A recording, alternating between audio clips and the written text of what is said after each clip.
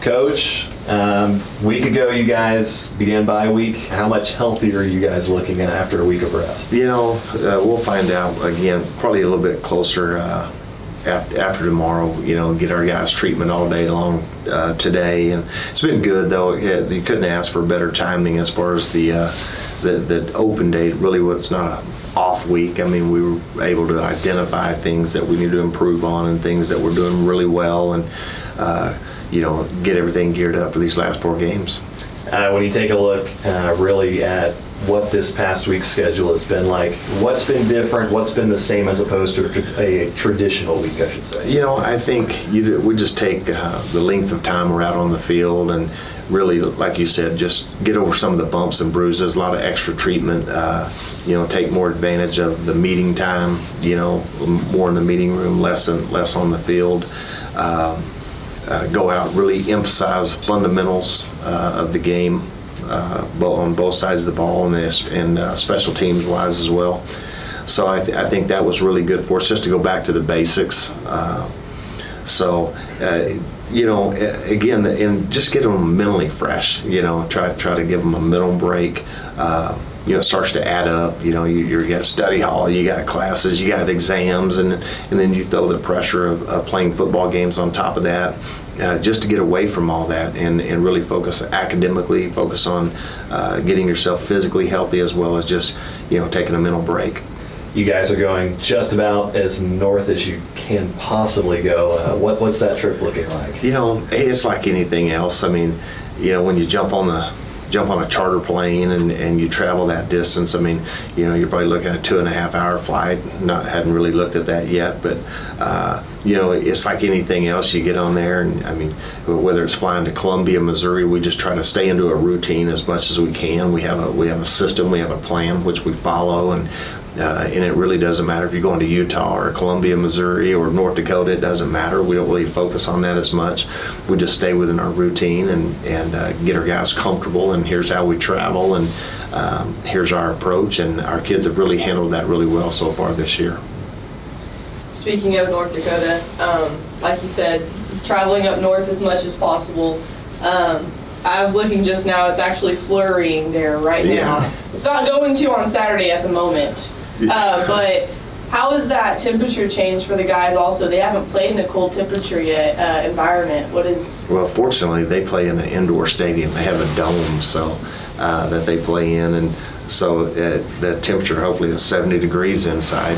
But, I think obviously we haven't had many flurries here since summer and early fall in Abilene, but our kids are excited. I mean, we're getting to go play a nationally ranked opponent. You're looking at a program that's everything that we want to become. Character, discipline, toughness. I mean, that's what they represent.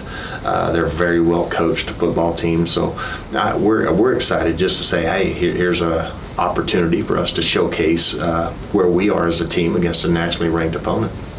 Finally got to see you guys back in action during the practice on Tuesday doing some stuff. It seems like the guys are just really idealing into the fact of like, we need to get better, we need to just continuously improve, and it felt like that this past week. With it being an open date, guys are still pushing, extending themselves even further. What is that? That's right. I can't say enough good things about our young men. I mean, they are. I mean, there's very few people at this point of the season that are still excited to go out and try to become better as a team and become better individually. So we've talked about it since day one, all the way back into the first game of the season. Let's focus on ourselves. Let's focus on continuing to improve. Let's focus on doing the things that it takes to win. And they've just kind of carried that throughout the season, and they're excited. I mean, because there are very few teams in the country at this particular point. We're heading into game week 8 for us, and we're in control of our own destiny. I mean, this season can become whatever we choose for it to become, and that's the exciting part about it. A lot of people are waiting on someone else to beat someone else or whatever. We just got to continue to do what we've been doing and do it 4 more times, and prepare and do the things that it takes to deserve victory and deserve the opportunity to win. And that's going to position us here, and we're playing meaningful football in October and November.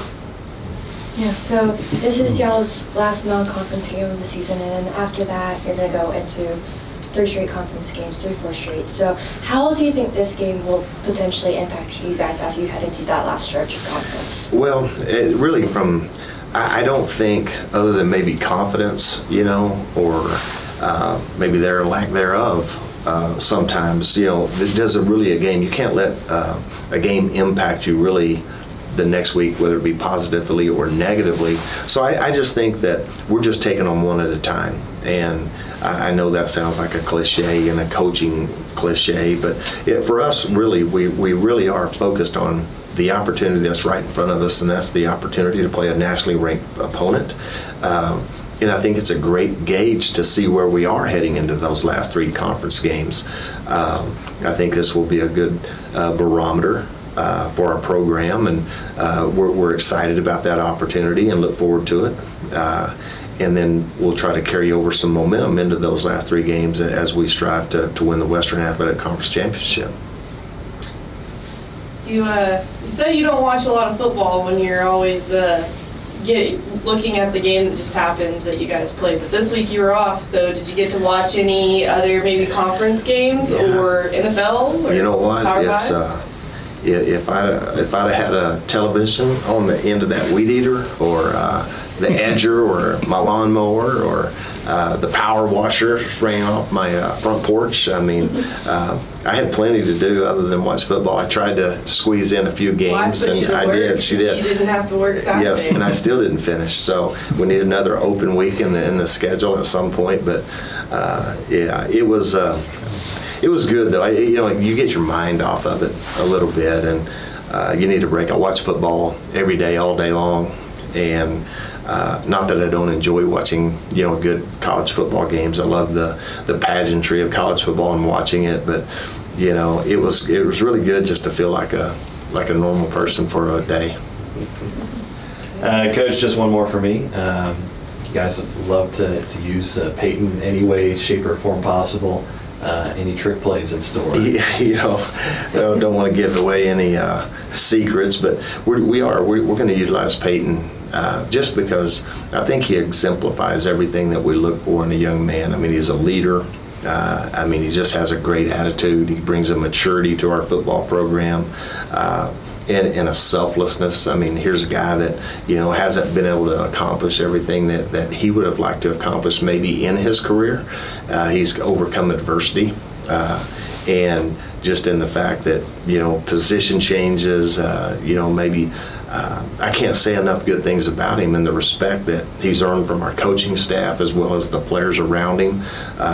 I love what he's exemplified and what he's been able to do for us this year. So we're just trying to get him involved as much as we can, and because he can help us win football games, and as that was evident last week. So we're excited everything that he brings to the table, and most importantly, just his attitude and his mindset. All right. Thanks, Coach. Appreciate it, Coach. Great.